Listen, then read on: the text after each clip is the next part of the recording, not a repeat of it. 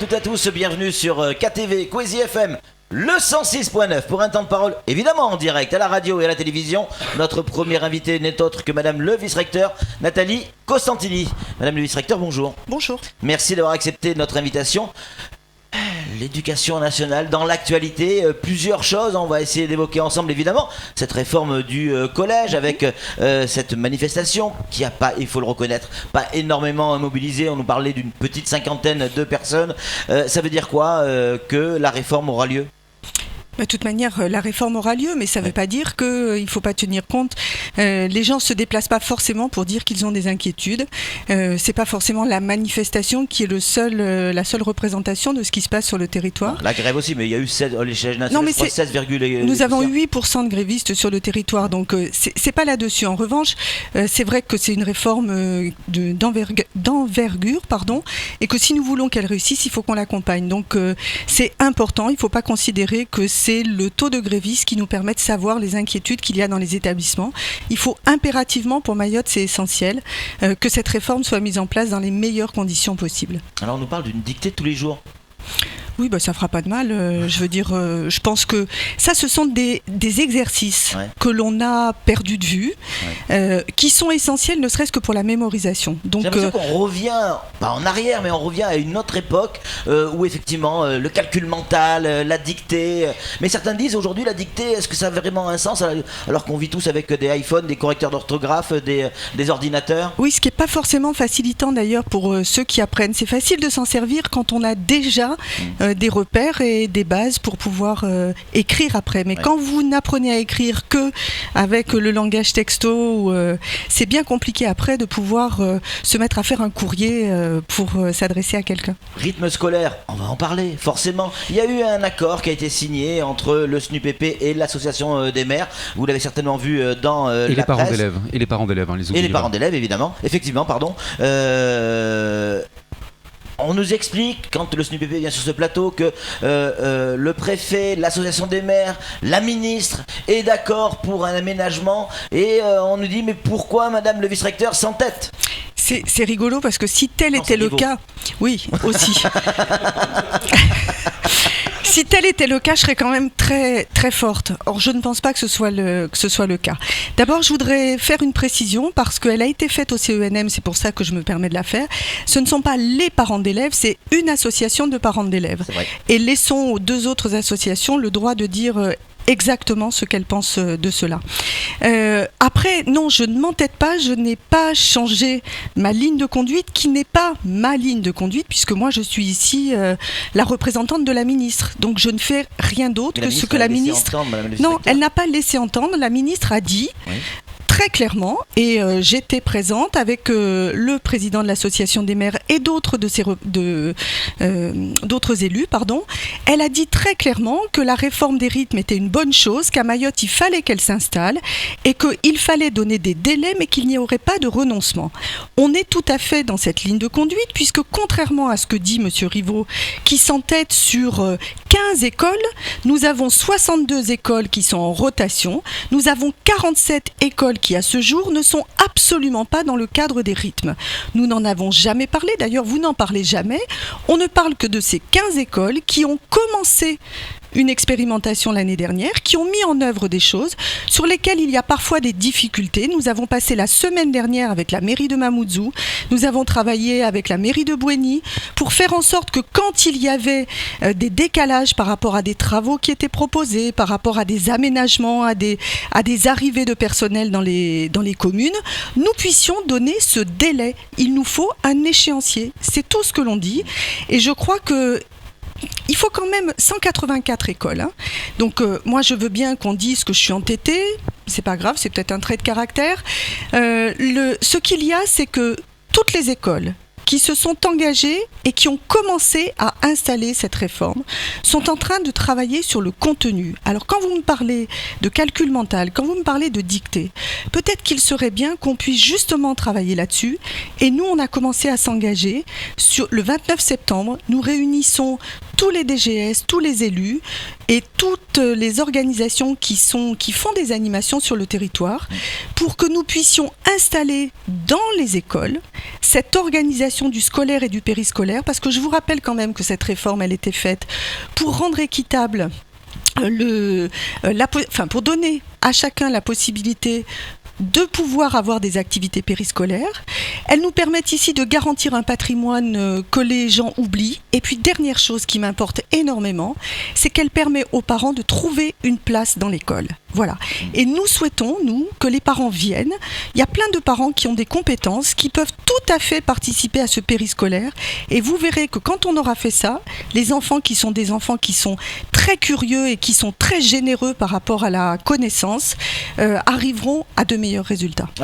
Vous faites probablement à juste titre, le reproche à la presse effectivement de ne parler que de ce qui ne va pas, notamment qu'une école ouvre et accueille des gamins, c'est normal, on ne fait pas un journal avec des trains qui arrivent à l'heure. On va s'intéresser aux écoles qui sont fermées où les gamins ne peuvent pas rentrer. L'actualité, elle est là. C'est normal qu'on parle en priorité de ça. Il n'y a pas de souci. Des écoles, la semaine dernière, on avait encore une école qui était fermée, qui était l'école de Doujani. Oui, nous avons reçu les parents. Ça, c'est vendredi, il y a eu de 7h30 du matin jusqu'à 11h une rencontre avec l'IEN adjoint et mon adjoint. Les choses ont été discutées, négociées. On a parlé avec les parents. Je pense que les parents sont prêts et ont compris que c'était important pour leurs enfants. Donc on n'est pas véritablement dans un bras de fer entre les parents et le vice-rectorat. En tout cas, moi, il n'y aura jamais de bras de fer avec moi. Ouais. C'est très clair, moi je ne suis pas là pour ça. Je suis là pour aider les gens et pour accompagner. Accompagner, ça veut dire montrer le chemin. Je ne prétends pas avoir la vérité sur tout, mais en tout cas, une chose est sûre, c'est que dans le cadre de la réforme des rythmes, je sais où on va. Il faut seulement que les gens nous fassent confiance et que chacun mette autant d'énergie pour faire en sorte qu'on réussisse. Samuel Baucher, sur les rythmes scolaires. Oui, ce que vous dites est très très important à mon sens et je veux le garder, le graver justement dans mes écrits pour plus tard. Je fais un récapitulatif, c'est donc sur 184 écoles, 64 sont sous le régime de la rotation et seulement 15 appliquent les rythmes scolaires. Absolument. Il y en a 15 qui l'année dernière ont commencé à s'engager sur la réforme l'année dernière et qui ont décidé, qui ont présenté des horaires au CENM du 23 juin et qui ont décidé de les mettre en œuvre. Et tous ceux comme Doujani pour lesquels il y avait des problèmes qui sont d'ailleurs absolument pas liés à la réforme des rythmes, qui sont liés à des problèmes de sécurité sur lesquels nous avons travaillé avec la mairie de Mamoudzou. Et je ne dis pas ça parce qu'il y a problème. Il n'y a pas problème de ce côté-là. Toutes ces écoles-là, une à une, on y va et on essaye d'avoir un échéancier. Voilà. Je vous rappelle quand même qu'on n'a absolument pas discuté sur le fonds d'amorçage et que pour le fonds de soutien, on a donné à toutes les écoles sans se poser la question de savoir qui était rentré, qui n'était pas rentré, parce qu'on savait que c'était important pour pouvoir participer de cette construction. Voilà. Nous, on ne joue pas sur quelques chiffres, quelques écoles. Ce qui est important, c'est qu'on travaille équitablement pour tous ces enfants. Voilà. On va aborder un sujet un peu plus délicat, les propos qui auraient été tenus par une inspectrice. Donc ça a fait du bruit, ça continue à en faire. Vous avez réagi assez rapidement sur l'affaire, très, très rapidement, je crois que le lendemain ou le surlendemain, le jour même. Votre sentiment aujourd'hui sur ce qui s'est passé ? Bah écoutez, mon sentiment c'est je trouve que c'est horrible d'en arriver là. J'aurais voulu ne jamais vivre ça. Je suppose que l'inspectrice aussi. Ouais. Si je l'ai suspendue par mesure conservatoire, c'est parce que mon rôle, c'est avant tout de la protéger. J'ai souhaité, justement parce que je trouve que les choses sont très graves si elles sont avérées, j'ai donc souhaité que ce soit le procureur qui puisse mener l'affaire, puisqu'en plus il y avait des enregistrements et que je souhaitais que ces enregistrements puissent vraiment, s'il tentait, être la preuve de ce qui s'était réellement passé. Donc, moi, je suis très en attente des résultats de cette enquête. Mais qu'est-ce qu'elle vous dit, l'inspectrice ? Vous l'avez rencontrée ? Vous avez discuté avec elle ? Pour l'inspectrice, elle est très claire, bien sûr, je la rencontre régulièrement. L'inspectrice, elle est très claire. Elle nie totalement avoir tenu ces propos-là. Moi, dans le doute, je lui fais confiance, je lui ai donné ma confiance, donc elle a pour l'instant toute ma confiance, ce qui est normal. Je continuerai à la soutenir jusqu'à ce que les choses soient avérées ou non. Et en tout cas, quel que soit le résultat final, je trouve totalement inadmissible inadmissible qu'on se soit permis d'enregistrer à son insu une réunion de travail. En revanche, ça ne me permettra pas de changer d'avis. Ces propos, si elle les a tenus, je les qualifierai également d'inadmissibles. Si jamais elle a tenu ses propos et que ces enregistrements démontrent qu'elle a tenu, je pense, une partie de ses propos en tout cas, qu'est-ce qu'elle risque ? Écoutez, de toute manière, le ministère est saisi et ce sera la cellule juridique du ministère de l'Éducation nationale. Ce qu'on appelle un vol bleu ? Peut-être. Peut-être. Vous, en tant que vice-recteur, comment vous pouvez imaginer que quelqu'un de votre équipe, une inspectrice, puisse tenir, si c'est le cas, on l'a entendu à plusieurs reprises dans d'autres cas, mais il n'y a pas forcément d'enregistrement, tenir ce genre de propos. Et pourquoi, lors de la grande messe, entre guillemets, de rentrée, on n'informe pas, on dit pas aux enseignants ou aux inspecteurs ou aux inspectrices de dire attention aux propos et aux mots que vous utilisez. Monsieur Milan, je vois que, et j'en suis fort aise, je vois que toutes les réunions que l'on fait ne sont pas enregistrées, puisque manifestement, vous n'avez pas eu connaissance des propos que j'ai tenus, justement. C'est parce qu'il n'y avait pas d'enregistrement. Voilà. En attendant, quand vous me dites comment on peut imaginer, justement, moi je suis dans la situation où je n'imagine pas. Je suis avec une équipe qui, pour la première année, ça aussi, ça fait partie des choses qui sont positives, est au complet. Tous nos postes de cadres sont pris. Tous les postes d'inspecteurs sont pris. Tous les postes de chef d'établissement sont pris. Je n'imagine pas qu'une seule personne parmi mon équipe soit en capacité de tenir de tels propos.